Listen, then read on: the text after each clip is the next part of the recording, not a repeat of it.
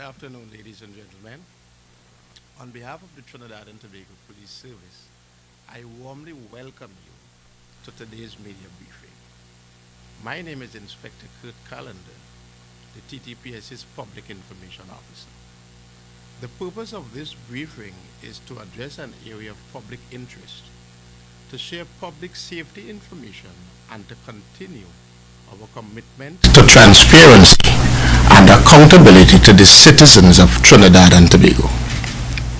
We thank you, members of the media, for joining us today as we continue to keep the nation informed and engaged. With us here today is Deputy Commissioner of Police Operations, Mr. Junior Benjamin, Assistant Commissioner of Police Specialized Support, Mr. Brian Sudin, and the Assistant Superintendent of Police Community-Oriented Policing Section, Mr. David Guelmo. Ladies and gentlemen, I now give way to our DCP Operations, Mr. Junior Benjamin. Thank you, Inspector Callender. Thank you very much, Inspector Callender. A pleasant afternoon to each and every one, those in the media and even those online. It is my privilege at this time to give you an update as it relates to the school-oriented policing unit and the program in itself. I'm given the responsibility as a liaison officer by the Commissioner of Police to lead a team of officers, which include, on my right, ACP Sudin, who has executive oversight over the community-oriented policing section, and on my left, Superintendent Guelmo, who also has the oversight over the community policing unit, under which the school-oriented policing unit will fall. In our deliberation with the Ministry of Education, we came together and we sought to agree in terms of the policy that would govern the police officers in the school-oriented policing unit. Let me take this opportunity at this time to highlight the objective of the school-oriented policing unit. The objective of this program is to maintain a safe and secure school compound. It is a collaboration amongst the Trinidad and Tobago Police Service, the Ministry of Education, MTS, the school health security officers, working in partnership with the principals and the deans and other supporting staff at the schools. This is with a purpose to protect our students, promote positive behavior, provide a supporting mechanism, giving lectures, building trust, and making referrals and enforcing the law. So the Trinidad and Tobago Police Service has joined arms with the Ministry of Education to ensure a much safer and better learning environment for our children in the schools. Ladies and gentlemen, let me further explain the duties of the police officers while they're at school. One of the duties would be to maintain confidentiality and records, to respond to emergencies, to ensure that the school areas are well patrolled and that they patrol the premises and also monitor the behavior of persons within the school compound. Also, in terms of to act as a mentor for students and also to promote positive conduct. As police officers, we will communicate with the principals at all times and also to ensure, when necessary, to communicate with parents, duty council, and other related stakeholders. as police officers, we have some specific functions that we believe falls under the TTPS as well as the Special Reserve Officers, and it is to perform our duties in accordance with the Police Service Act and also with the Special Reserve, in accordance with the Special Reserve Police Act and other relevant departmental orders. And also, officers would be required to transport persons who might be arrested or detained juveniles in connection or in accordance with the Children's Act, as well as to ensure their proper transportation to designated booking centers. These are some of the duties that the police officers will perform. I want to just bring to your attention some of the concerns that has come to my attention thus far. And let me also just put everything in perspective in terms of the number of schools, if I may, number of schools that we have in all. Thus far, I can tell you from my record that we have at least 50 schools that would have police officers. A further 10 of the secondary schools would be schools where we have roving system where police officers will be going to those schools, and also in addition a further 10 schools would have from the primary schools that would have that roving system where police officers would be going and to these schools and speaking with the principal, speaking with students, and also going there at least twice a day to ensure that things are running in accordance with the systems that we have put in place. I want to just at this time highlight 2 incidents that came to my attention that I'm certain Trinidad and Tobago will be very much concerned about. And I think it is important that we take some time to talk about it. One has to do with the situation that took place in the Arima North Secondary School. And I would like to report at this time that the community policing section under the supervision of ACP Sudin and Superintendent Guelmore, as well as ACP Singh and Senior Superintendent Maynard Wilson, who is in charge of the Northern North, they, as well as other officers, Acting Sergeant Greenwich, Corporal Cromwell, and several other officers proceeded to the Arima North Secondary School today, and the said officers engaged the school assembly. They were able to speak to the students and to share with them that there is a zero tolerance that will be taken even as we go forward within the school year in terms of any breach of discipline and any situation where the police would be called in to deal with fights. And I can tell you from the reports thus far that it was well received by the principal as well as the vice principal and the entire school assembly. Let me just say that we should not seek to brand the school because of this one incident.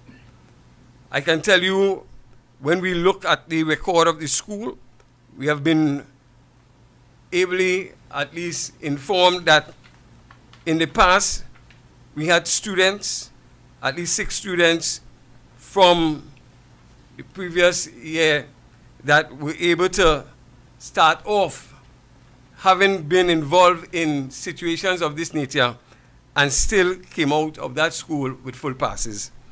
So it's not about how we start the race, but it's how we finish. And we will ensure that, by the grace of God, we ensure that our students in these schools at least end on a positive and a winning note. Even though that school is not on our list, I can assure you that it is one of the schools that the Trinidad and Tobago Police Service will be paying attention to. When we look at the list of the schools that we had, in order to come up with the list, both the Ministry of Education as well as the TTPS presented two lists. One had 80 schools, the other had 70 schools. And it came together and the Ministry of Education made the rankings in terms of the top 60 secondary schools. I want to say that Arima North Secondary was on our list, so it was one of the schools that even prior to this situation, we would be paying particular attention, or we had paid particular attention to, and will continue to pay particular attention to. So rest assured that they are on our list, and we will continue. The community policing, as well as the officers of the Northern North, will pay particular attention to that school. The next incident took place at the El Dorado East Secondary School. In that school, at around 3 p.m. on Tuesday, the 9th of September 2025, the victim, a 15-year-old student, as well as the father of that student, made a report to the Tunapuna Police Station. And immediately an investigation was launched. PC Hines was the one assigned to do the investigation.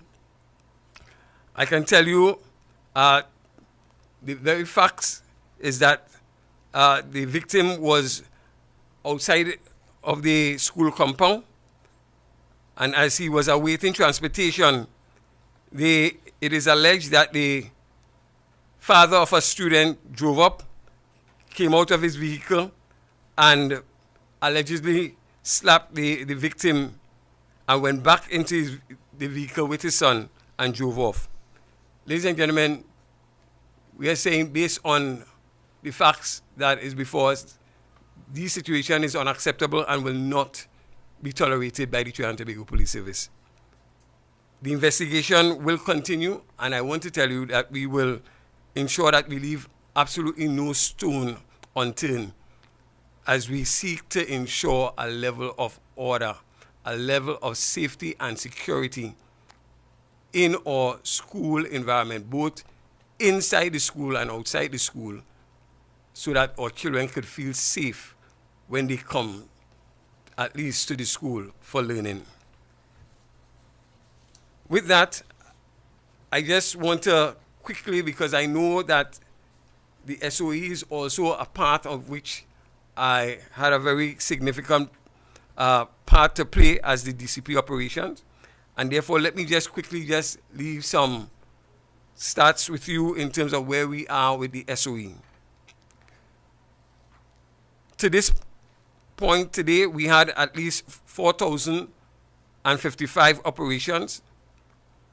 In terms of priority offenders that we targeted thus far, we had 1,514 priority offenders targeted. We have done 25,656 searches. In terms of persons arrested, at least 1,775 persons were arrested. We had, to this point, at least 118 firearms recovered and 1,477 assorted ammunition. We had just under 227.7 kilograms of cannabis, and also we had 133 marijuana plants, 30 seedlings, and just about 7 kilograms of cocaine at this point in time we have seized. Ladies and gentlemen, it is an ongoing process, but when we look at our crime statistics, we are seeing that the hard work of the police is paying off. To this date, we had 260 homicides thus far, compared to last year around this time, we had well over 440 homicides, which is a decline of over 180 less homicides than we had previously. That is a minus 41% And that is coming out of the hard work of our officers. It shows the strategic direction of our Commissioner of Police and the strategies that we are implementing working for us as we continue to fight. We would like to encourage all members of the community to assist us as we continue to work together to ensure that we reduce crime and make Trinidad and Tobago safe once again. Ladies and gentlemen, I thank you.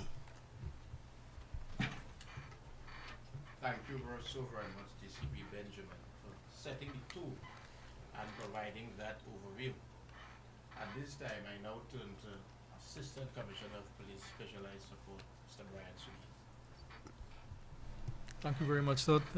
Good afternoon to the viewing and listening public. I just want to reiterate the objectives of the school-oriented program. But I just want to say this is an additional layer, because the community police and the police in Trinidad and Tobago Police Service has been making interventions in certain schools with programs ongoing, and these will be continuing together with this program. Some of the things at this basic level, we have the patrols, daily patrols at the schools, which is from even before school commences, 7 a.m. From 7 a.m. and when school also finishes. The patrols continue. This is a shared responsibility between the community policing and the various division station districts. The officers are tasked to minimize crowd gathering among children, ensuring that they are off the streets and into their homes. They are patrolling malls, food courts, and other places where there exists the potential for gatherings. School visits will also continue. Lectures are done on a very regular basis at the schools. Lectures on topics such as bullying, the law on you, substance abuse, and other various topics, Larceny Act, the Sexual Offences Act, Dangerous Drugs Act, Firearms Act, the offences against the person, social media and its implications. We also conduct Cara Day exhibitions. Some of the programs that are ongoing: PARTS, Parents Acquiring Resources Through Support. This is an interactive session which involves parents of suspended students and also repeat offenders. We have programs such as for girls only program, targeting females between the ages of 13 and 18 years, and not to leave out the male counterparts, Blue, Boys Learning, Understanding, Elevating, that's between the same age group, 13 to 18 years. We also conduct the out-of-school suspension program. Children who are suspended are required to visit the community policing section in various divisions, where they are assisted with developing behaviors which convey respect, role play, and reflection on negative actions. The MORE project, this is a sporting discipline project, which is ongoing for a number of years. And finally, the Conflict Resolution Caravan. This is an initiative where schools are visited on a needs basis, and lectures and programs are conducted on conflict resolutions. Okay. Thank you, sir. Thank you so very much, Assistant Commissioner of Police, for those insights and updates. Next, we will hear from Superintendent of Police attached to the Community-Oriented Policing Section, Mr. David Guelmo. Good afternoon, the Executive Deputy Commissioner of Police. It's on. Assistant Commissioner of Police, Mr. Sudin, other colleagues, the viewing public and listening, members of the media. As previously relayed, I am the head of the Community-Oriented Police Section, and this is not anything new. The Community-Oriented Police Section they are at all divisions, and also intervention at schools.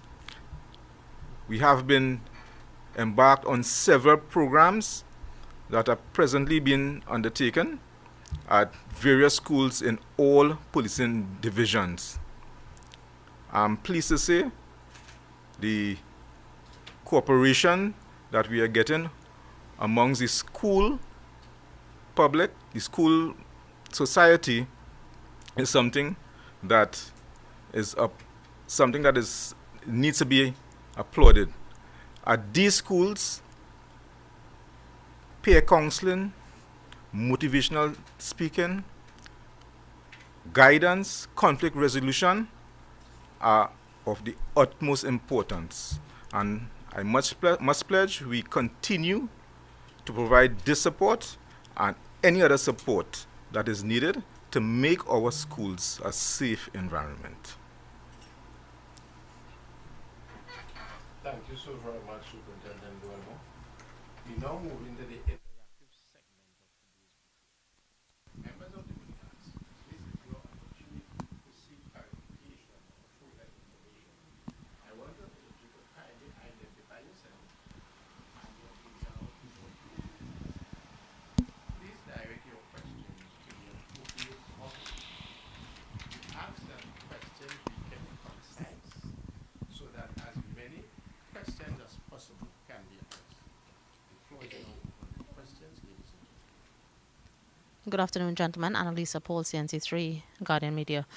Commissioner, you've told us about 2 incidents at 2 specific schools. In the incident at El Dorado, you've not told us what has become of that parent. Was that parent detained, questioned? What exactly would have happened in that particular incident? In terms of the yes, in terms of the situation in El Dorado, I would say that the investigation is continuing. So based on the investigation, at the end of the investigation, we would deal with that in accordance with the rule of law, so that if an offense is committed and we have the requisite information to charge, the charges will be laid at the end of it. Because we're seeing that this is now a new dynamic and another layer being added here, where you have parents now waiting for children outside of schools. So while the police is playing a role inside of the school, can we see that now being extended to outside of the school? Yeah, and we anticipate that, again, even from looking at past videos, that we've seen fights taking place outside the schools, and that is why the police is there. Our authority is not just within the 4 walls of the schools, but even outside, and our officers are aware of that, and therefore it's very important, even when we think about this, the time in which it took place. All right, that it would have been at a time when the officers would not have been there. But we are going to look at it again, and we are going to continue to ensure that we address the situation even as we continue to analyze and make our necessary assessment. ACP Sudin, this question is for you now, because you would have visited the Arima Secondary School today. In that incident, what would have happened with the student in particular, as well as the teacher? Has that teacher returned to school, and what became of the student at this time? Just a correction, I did not visit that school this morning. Probably other senior officers visit the school, but my apologies. Yeah. So as I said, as Mr. Benjamin said, we are waiting the outcome of the investigation, but I can safely say the community police inspection, they visited the school and addressed the assembly this morning, to say that all confidence. I'm not going to Mr. Guelmo, would that fall in your garden now, sir? Certainly, we had officers, senior officers from the Northern North Division, Senior Superintendent Maynard Wilson, with a team of officers from the Community-Oriented Police Section under the supervision of Sergeant Greenwich, and other officers there who would have went to the school, and General Assembly was done, and they would have spoken to all the students present. From the feedback they got, that it was well received by the principal and staff of the school, and that procedure will be ongoing, definitely. And the student herself, has she been suspended? Has she been asked not to return to classes until this matter has been investigated? What exactly is going on? I cannot say at this time, but we all have to remember the school has a matrix to follow in terms of discipline, and definitely that will be followed. DCP Benjamin, coming back to you now. I know that on the first day of school, the list of 50 schools, officers were not able to be assigned to every school as the TTPS and the ministry would have liked. Has that been sorted out at this time? Yeah, I think we are at the point where all the schools are being manned at this time, and we will be continuing to monitor the situation and ensuring that we liaise with the principal. I had the opportunity of at least going to 3 schools, speaking with the principals, and even sharing with them, hearing their concerns, as well as sharing with them all our expectations as well. And I must say that so far it has been a positive response thus far. So I hope it continues in that vein. Now, you've indicated that there were 70 schools altogether, 60 secondary, 10 primary. Yes, 50 by 50 10. initial and then 10. 10 by and 10, then 10. so it's 70, yes. Right. So those 10 primary schools, was the same matrix used to select those schools as was the secondary schools that had been selected? Yeah, I think that from our standpoint, it was the same thing in that the Ministry of Education would be the one that ranked the schools. In fact, we had like about 20 schools in the primary school. Just the top 10 is the one that we are doing the roving. And again, we will pay attention to the others. Good evening, Joey Bartlett with Trinidad and Tobago Newsday. What are some of the feedback you're getting from officers thus far? Well, in speaking with the officers, and we recognize that, first of all, the officers, they themselves, they're excited about this new and type of policing outside there in the schools. So I'm thinking we're getting more positive than negative. Where we had challenges, we were able to at least immediately see how we can address those challenges. We would have had some challenges in terms of the distance and so on. Again, due to the great leadership by Superintendent Guelmore, we were able to address quite a number of those things so that persons are more comfortable now in terms of the distance and where they're going. And more, it seems to be a more positive outlook that we're getting. And we're hoping that will translate into, the officers themselves being more motivated to continue the job. You spoke about collaborations with stakeholders, Ministry of Education, etc. Is there any program where they are teaching teachers new tactics on de-escalation, stuff like that? Well, I can't say the tactics that they are using. I can tell you that for us, as we continue to engage with all the different stakeholders, we are seeking to ensure that there is buy-in to the whole idea that the police would be there to give a supportive role. It is where we are moving from just seeing the police as doing law enforcement to ensure that we are there to ensure that it's about protection, it's about ensuring that there is that level of safety and security in the nation's schools so that persons could just have a greater environment for learning.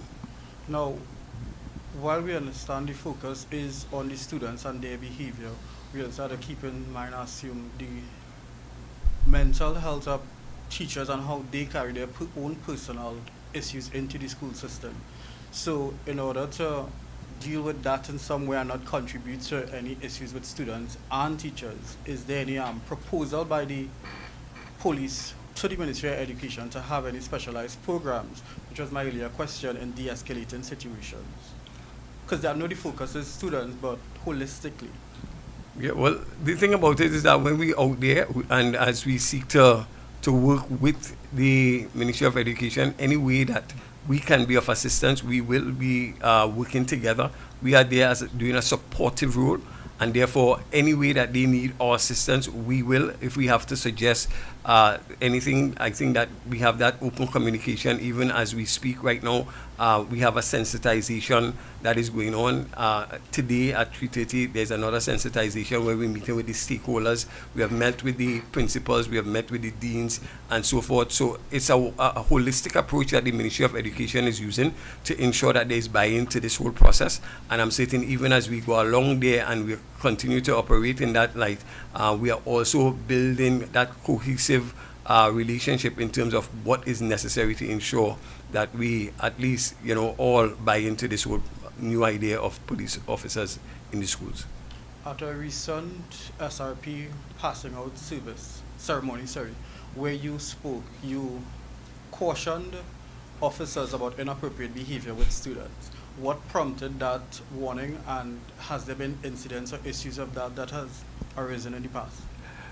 I think it's understanding that there's a level of professionalism that the police service must ensure you carry out. And we understand that, just knowing when you go out there what can happen. You don't wait until it happens. We always believe in having that proactive approach, and therefore you must speak to the officers, not just about the good things, but let them know that, hello, when you breach the law, we are going to have a zero tolerance in dealing with those situations. So it was based on that. It was not on anything that I know, but it's because I understand what happens when we go out there. So we just ensure that we put the caveat out there that, hello, it's a zero tolerance out there, and therefore you need to conduct yourself within a level of professionalism that is expected. DCP, I know that there were concerns prior to the assignment of officers, sending officers into schools with firearms. There were several factions, several groups that voiced concerns. Are those some of the stakeholders that are meeting with you all today? Are we seeing that buy-in from them? Because I know that there were a lot of concerns ahead of schools opening with officers, how dangerous it could be, what it could lead to. Tell us, are they some of the stakeholders around the table today? Well, I know that Chuta should be in, one of the stakeholders there. I'm not sure all the other stakeholders would be there, but certainly I'm expecting that that meeting would have quite a number of stakeholders. We met with the National Parent Teachers body as well prior, and this is the Trinidad and Tobago Police Service, and we had discussions before, so that it was all about us really ensuring that even before it happened, that we had that dialogue with persons, understanding, let them know why we're doing what we're doing, and the importance of knowing that our officers are going to be trained, and the aim here is to ensure a safer and more secure environment for our students, our teachers, and any visitors who seek to frequent the environment of the school.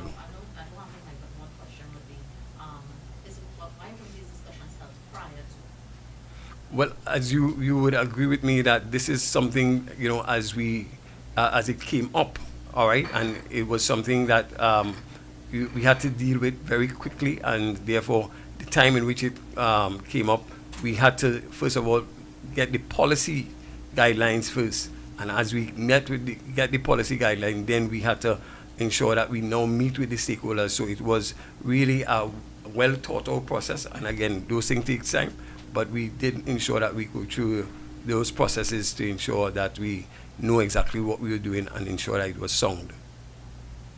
Hi, DCP Benjamin, Alicia Boucher from TV6 News. Now, you just mentioned that you had to get the guidelines and so on. So can you give us some insight into that? Because I was wondering, in terms of stationing armed police officers into the schools, what would be the different protocols and how they operate within the school parameters and so on? And if you could give us an idea into the kind of training that has been done, given the concerns, some of the concerns that are in the public domain about having armed officers stationed in schools. Okay, well, I will probably hand you over to Superintendent Gwemo to tell you some of the training that has been done. Let me just say, in terms of the officers, again, these officers are trained, and we understand. Again, I want us to appreciate the whole idea of the firearms in school. Again, we must appreciate it is there to ensure the safety and security of the students, the teachers, as well as visitors. And it is one that is only going to be used when a person's life is in danger. And we want to ensure that our police officers at any time, if they are called upon, that they would have the necessary tools to defend themselves and the lives of others. I want that to be absolutely clear. Some of the subject areas that was taught, I will now hand you over to Superintendent Gwemo. Hi, good afternoon. Apart from the general policing, like police duties, criminal law, evidence and procedures, and traffic laws, the officers of the school-oriented policing unit would have undergone specialized training in the children justice procedures, understanding child-adolescent development, understanding the role and function of school administration and management, use of force policies in school, conflict resolution, anger management, ethics and integrity, community policing, first aid, customer service, first aid and CPR, customer service, training in use of non-lethal weapons, battle drills. That is just some of the training, specialized training that the officers would have undergone. Okay, thank you so much. I don't know who might want to take this question, but can you give us an idea of the complement of officers stationed at each school? Is it like 2 officers per school in terms of the 50 schools you would have outlined? Do some schools have 1? I just want to have an idea. Hi, good afternoon. Thank you for that question. These officers that were selected, they were 95 officers out of a batch of 247.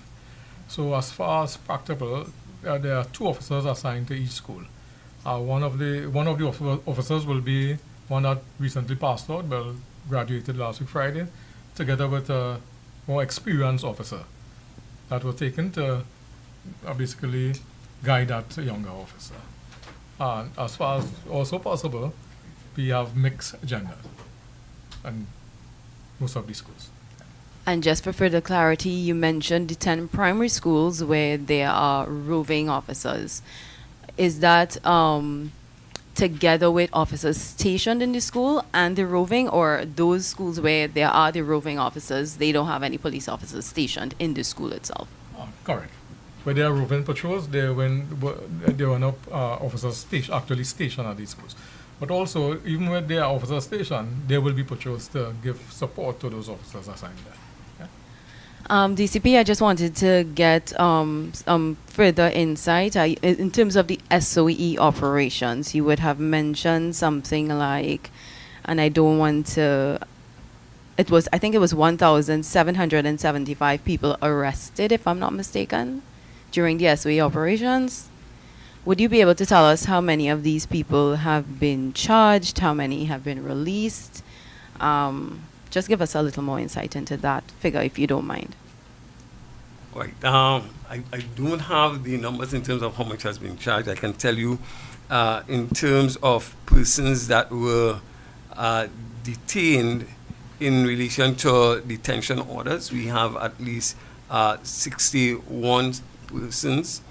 From the 61 persons, we can tell you that at least 60 of them are in custody at the moment. 1 person, presently, we are pending the execution of the detention order. All right.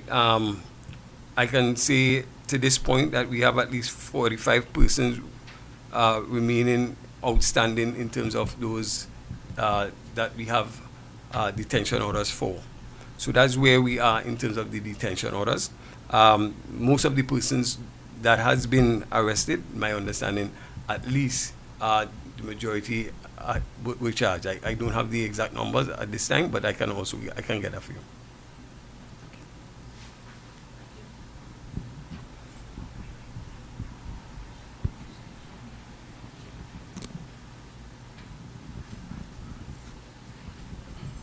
DCP Benjamin, pivoting slightly, the 2 bodies that washed ashore, if they are not identified, what is the procedure following that?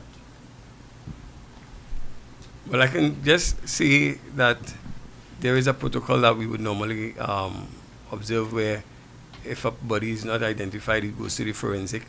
Again, when it goes to forensic, we have CSI that would normally go and probably get fingerprints where necessary just to see if we can identify the bodies, to see if we have any fingerprints here to match that body.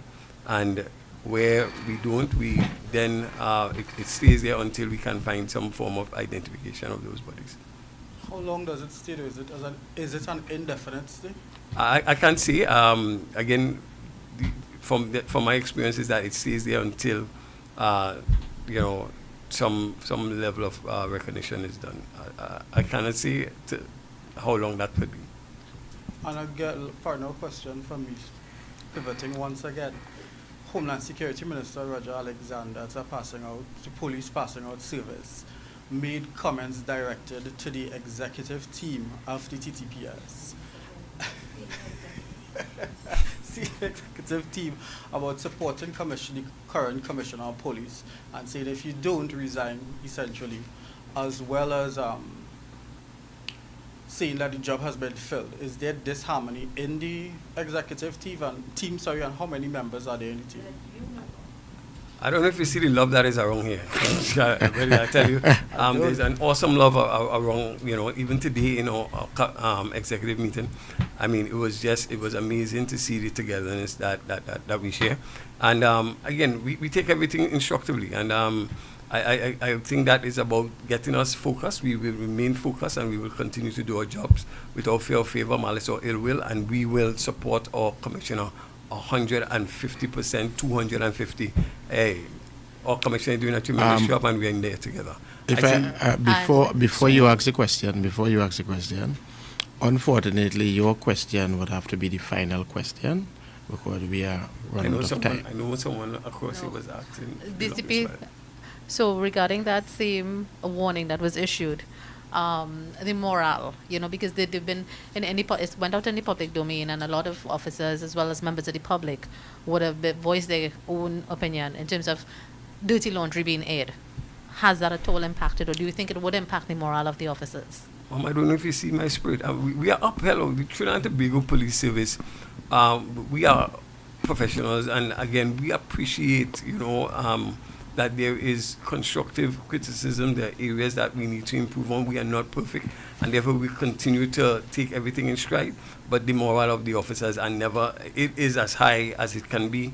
When we look at our crime situation, I mean, there's so much things that are going right with us that, I mean, it is only because of great leadership, starting with our commissioner and all the executive members coming together and remaining focused. So the morale is very, very high within the police service. Good afternoon, DCP. Just Alicia Shamley, AZP News. Very quick question, and going back to the incident in Arima. You had mentioned that when lists were being put together for schools that everybody thought needed to have these police officers in, the Arima school was one school. It did not end up being finalized to have officers in. Are you now thinking, is there going to be a reassessment then of schools? Will officers be put in that school? Or can we see maybe a month down the line, the TTPS has a reassessment and says, okay, well, if this is our pool of 100 officers, 50 schools, this school has done really well with us, this school is not doing well without us, and will there be movement? Will we see that? Yeah. So again, I want to thank you for that question. I think that you have the mind of the Ministry of Education right there, where there will be constant assessment of the list. And again, it is the Ministry of Education that is taking lead on this.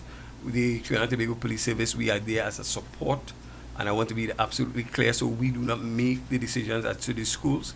What we continue to do is that we have community-oriented police officers, and they work along with the divisional commanders, and they would look at even schools in their area, apart from what the ministry would have, and including what the ministry would have as well, to give that level of support. So I'm saying whether they are on the list or not, that support will be given because it was on the list of the divisional commander, and we will continue to give that support. The list will continue, I guess, to have life, and they will continue to monitor it, and as the Ministry of Education see necessary, once they make the necessary arrangement, we will work with them in having police officers once they fall within the 50, whether assessed now or later. Yes? Just one quick question about the SOE. You discussed the drop in murders. Have you seen a drop in reports of what we would consider gang-related crime, extortions, threats on people's businesses, those sort of activities? Have you seen a drop in those? Yes, ma'am, and I can tell you that we've seen a drop in nearly every single one of those areas that you have at least spoke about. I can just tell you off the bat that we have seen in terms of violent crimes. We have seen a reduction of 22% from at least last year. We had 3,201. This year we are 2,512. All right, we have seen a reduction in terms of serious reported crimes, where we have now seen a 15% reduction when we were aiming at a 10% reduction. In terms of larceny motor vehicle, we had a 20% in terms of our target. To this point, we have seen, in terms of larceny motor vehicles, we have seen a 34% decline. And I can go on, that we have been hitting some tremendous targets this year. That's why our morale of our officers are very high. I mean, we have bulletproof vests now and all the different things. I tell you, the commissioner is doing well, and I mean, we are going to continue to see that morale being pumped up as we continue to do our duties to the very best of our ability. We just want the community, we want Trinidad and Tobago just to continue to support us, and if you see something, say something, as we make Trinidad and Tobago safer. Thank you. Ladies and gentlemen, I just want to take this opportunity to thank the members of this esteemed head table, led by our Deputy Commissioner of Police, Mr. Benjamin, followed by ACP Sedin, Superintendent Guelmo, and of course, let me take this opportunity to thank you, the media, for your active participation and questions. On behalf of our Commissioner of Police, I want to reaffirm our commitment to ensuring the safety, security, and well-being of all the citizens of Trinidad and Tobago, while maintaining openness and accountability. We encourage you to stay connected through our official TTPS communication channels for continued updates and not go by hearsay. This brings today's media briefing to a close. Thank you once again, and we wish you a safe and productive day.